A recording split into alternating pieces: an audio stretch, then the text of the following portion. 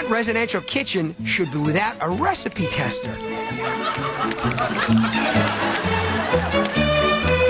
Of course, this may explain why everything made by these people tastes like tuna.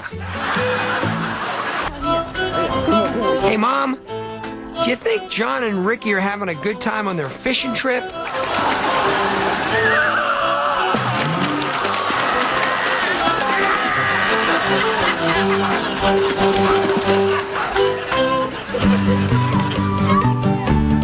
Hey, how are we ever going to drain the kiddie pool?